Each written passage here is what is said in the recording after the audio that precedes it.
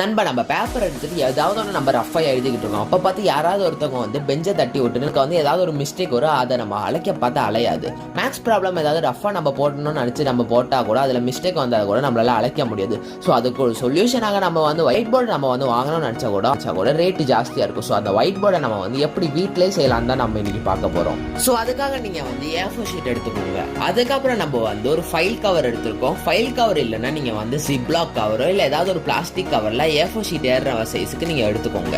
இப்போ நம்மளோட அந்த கவரில் நம்மளோட A4 ஷீட் ஏற்றி வச்சுக்கலாம் நண்பா.